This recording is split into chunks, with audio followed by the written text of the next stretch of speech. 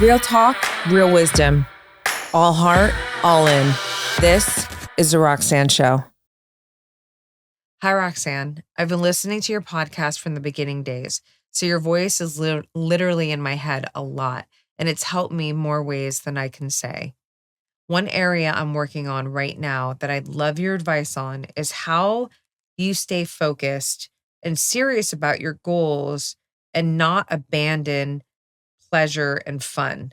I'm struggling there. It feels hard for them to coexist, but I know it's possible. You have consistently demonstrated that, and it's inspiring. Oh. I'd love to know if you have any special tips here that I can start practicing now. Thank you so much. That's so awesome. Thank you so much, Melissa.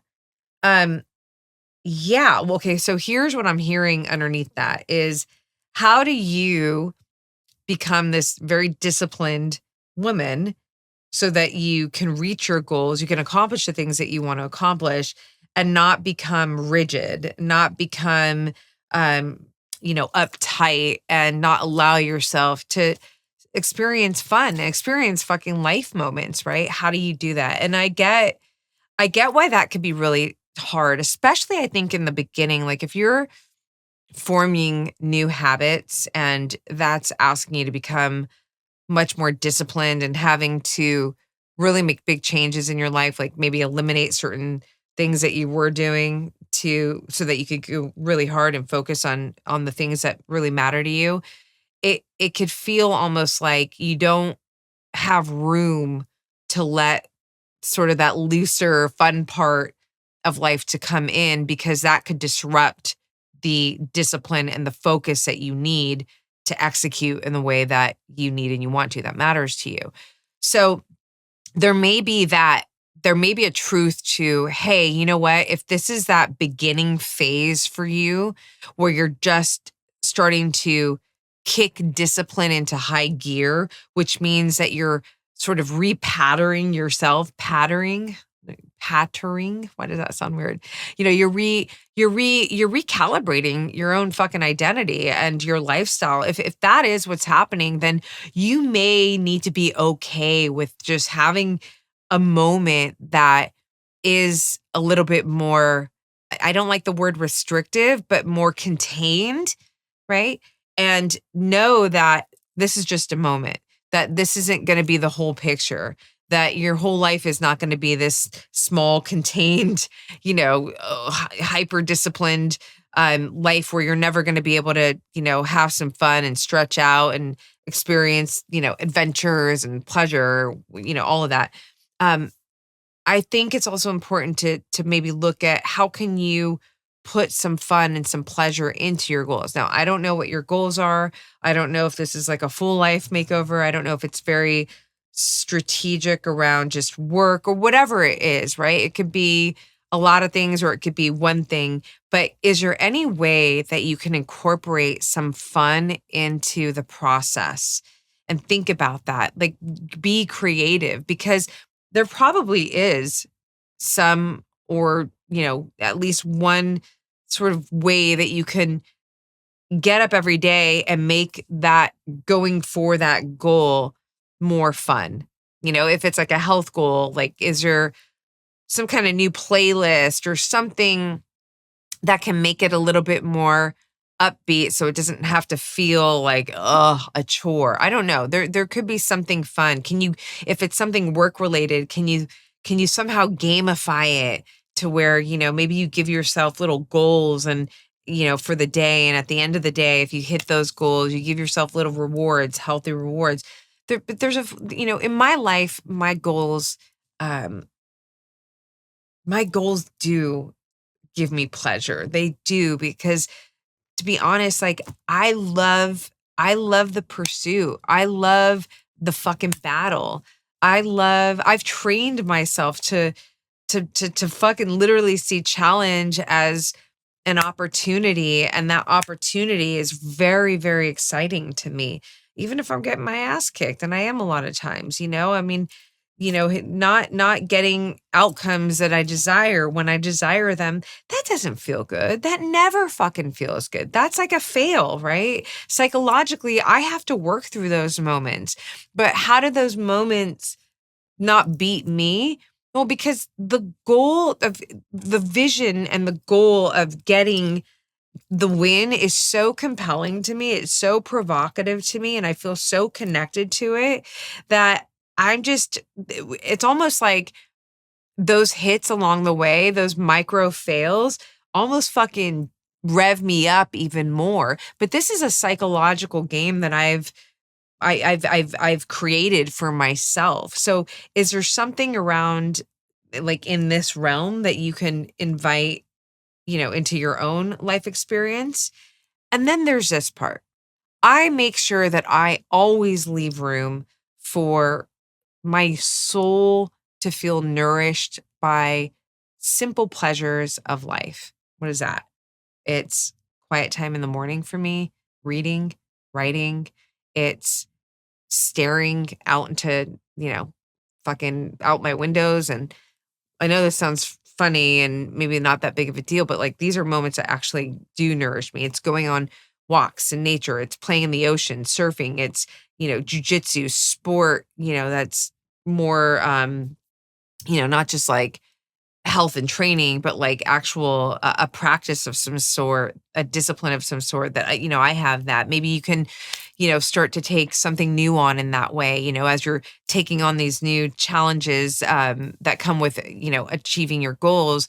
Is there something soul nourishing that you can start to bring into your life so that you can lean on that too while you're being disciplined and focused in these areas of your life? Whatever, something. It could be a fucking art project, just something so that you're always kind of touching something outside of these goals that nourishes you, that gives you pleasure.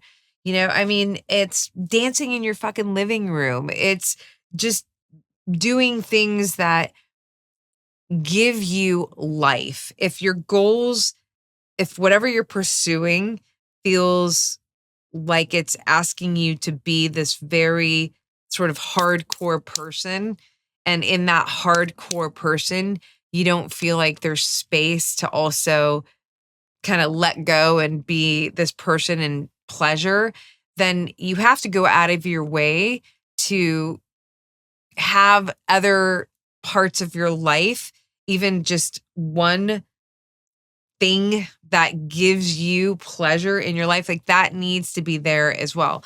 You don't want to become rigid. And I love that you're already even thinking about this. And I understand that it can be very challenging, but again, it's totally possible. I mean, I love getting up every day knowing that I'm going to have to fight. I'm going to have to fight in a lot of different ways to stay in pursuit of the expanded version of my life that I want to experience and everything that's within that. And at the same time, I know that it's very important for me to have these micro moments of joy and pleasure and life that almost have nothing to do with that allow me to just feel alive, to feel nourished on a soul level. So, in summary here, I think that if it is a moment where you're kind of just you're calibrating to your focus and to this discipline, then maybe just have some acceptance of the fact that, just for a small time being, you're going to be a little bit more contained. And think about some of the things that you can incorporate in your life that are going to nourish you, that are sort of low hanging fruit. Like it's not a big deal. You don't have to go so far out of your way to incorporate these moments, these experiences in your life. So they end up sort of lubricating this hardcore version of you and process that you're living to achieve your goals. And it creates this harmony in your life to where you're able to be fucking precise, to be hardcore, to be a strong executor, but not have that become everything that you are, so that you abandon moments of pleasure, of fun, and you start saying no to experiences in life that give you pleasure and fun. You definitely don't want to become that person. Obviously, that's why you're asking this question. And hopefully what I shared with you is supportive to you. Hopefully you said my voice stays in your head a lot. I hope that if you ever start to feel like you're overly um you're becoming more rigid, becoming a little too uptight, that you give yourself permission to let your hair down, to dance in your living room, to be silly, to do something that's going to allow you to be a little unraveled in that moment. And also trust that just because you have a moment of pleasure doesn't mean you can't also be a fucking woman who executes like a bad motherfucker and accomplishes the things that matter to her. You can absolutely be both. You have to trust yourself that you know how to have discipline when discipline is important. And you also can allow yourself to have fun and not let that, take you away from being that hard driving, executioning, fucking handles business woman at the same time. You can absolutely be both, but it's a process. It's a process. And you just have to find your rhythm with that and make sure that, you don't lean too hard on one side. It's all about that harmony, right? Not balance, harmony. And there is a difference. So yeah, that's an epic question. And thank you for answering or asking. I did the answering. You did the asking. Thank you so much for that. Okay, final question. Chloe from London. I'm turning 30 this year, Roxy, and a lot is shifting for me in big ways. Some of it feels exciting, and a lot of it feels hard as fuck. I'm embracing it all, though, and listening to your podcast really helps, so thank you. I'm wondering if you could go back and give your 30-year-old self some advice from what you know now, being in your 40s, something very specific. What would it be? Ooh, this is big and fun. We sit up for this one. Okay. Oh man. Yeah, the first one would be start lifting heavy weights now. Start lifting heavy weights now. Okay, because I resisted that for so fucking long. I resisted it for so long. Let me tell you something. In my teenage years, I had 3 knee surgeries and it was really bad. It was like a 2.5 year process and it completely threw me off course. Like my body composition, I'd gained weight. I had no tools to know how to get back to homeostasis. I had been an athlete my whole life to that point. So it was it was really hard. It set me up for a lot of hardship in my 20s trying to figure out like, what do I do? And my brothers, who are all fucking badass athletes, kept telling me, hey, this is what you do. You lift heavy weights and you eat real protein. And I just never listened. I was like, no, I already have all this muscle. Well, no, yeah, muscle, but I had a lot of adipose tissue too. There was fat around it. So anyways, and I grew up at a time where it's like women weren't lifting. It wasn't women are strong. The whole thing now that gratefully exists, like that wasn't the case with me. I grew up in the 80s. So I dismissed the advice that was the ultimate advice. That was ultimately the answer. And it was starting to, lift heavy weights. Because the minute I started doing that, the minute I started eating real animal protein, my body composition fucking shifted. Period. End of story. Like that's the simple answer to a very complex fucking and hard, difficult journey. And the thing is like, one of my very, very best friends, Dr. Gabrielle Lyon, I mean, she's the queen of this conversation. Her whole philosophy and approach, muscle-centric medicine, is, your muscles are the organ of longevity. They are what help us to live not just long, but strong. And that's really the goal for me, is to age powerfully. Your muscles do so much more than people realize. It's not just an aesthetic thing, and it's not even just so I can pick up this heavy thing. It's actually what your muscles, the signals that your muscle sends to your entire body, and in such healthy ways to keep your health optimized. So, man, I mean, I'm so grateful that I finally fucking listened, and I was in my 30s when that happened, but if I could have just rolled it back to my 20s, oh my gosh, I would have, I wish I did, but you only know what you know when you know it, right? So that would be number one. Number two, okay, I'm in my 30s. I would be ready to learn and to invest into Bitcoin. I do believe in crypto. I think Bitcoin, especially. I think I did this. I was curious. So I asked, like, what if I would have done that? If I would have invested $100 in Bitcoin in 2009, what would it be worth? And it would have been worth 10.12 billion today. That was the answer that chat gave me. That's fucking nuts, right?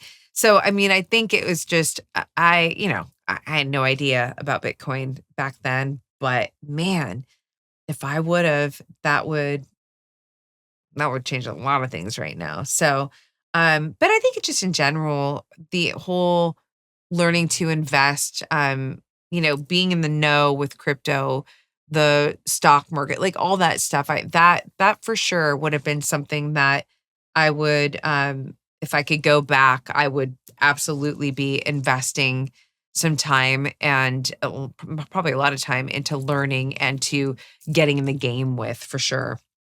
And then the last thing is because there's so many things, right? But just picking the top three, uh, I would have published my writing.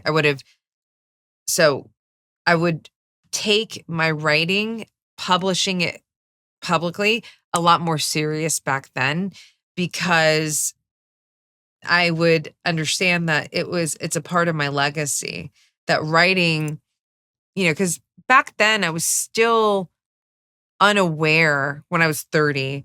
I wasn't aware yet that writing, it was so personal to me. I'd been writing my whole life, and I knew that at some point I was going to write a book. I already knew by the time I was 30, I knew that that was going to happen, but I didn't know, I didn't know what I know now, right? Obviously.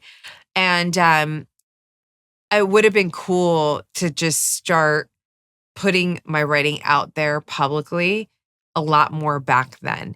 And no part of me has any regret, by the way, of I didn't start this then. I didn't, because I really believe that we know what we know when we know it. And I think that we do the best that we can in that moment. For the version of us in that moment is doing the best that that version knows how to do with the knowledge that you have in that moment, with the resources that you have in that moment.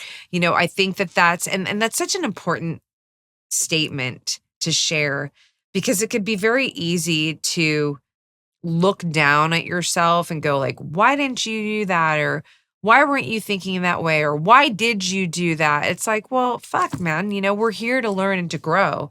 And we're not here to be perfect. And we don't come out with all the right answers that we know how to drop at the right time. Like we don't. We have to live our way into answers. We have to live our way into wisdom. We have to live our way into more of who we are, into more wisdom, into more resources, into more, intelligence, all the fucking things. To more access to information, to relationships, to all the things that allow us to become more of ourselves. So it's really important for me, at least, and it's so helpful actually to live with that perspective that I'm always going to do the best that I know how to do from that version of me in that moment. And I understand that best is going to be an old version soon because I'm always driving myself to become better and not from a place of dissatisfaction of who I am or, a place where I don't like myself. It's actually from a place of real love. I love myself so much that I always want to drive myself to become better, to learn more, to become wiser, to become a fuller expression of the woman that I know I came here to be. So that's absolutely being driven from love. And so, yeah, it would have been great to start publishing more publicly and more seriously back then.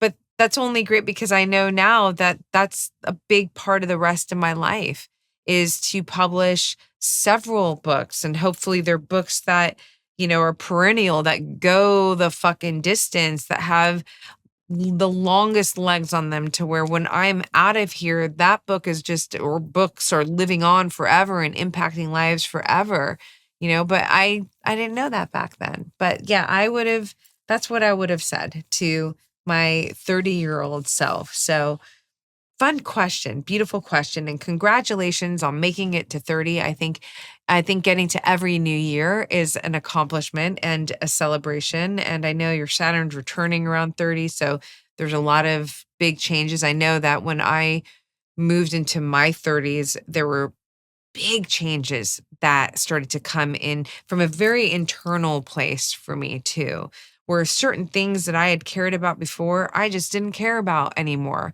And the things that started to matter to me were literally changing who I was.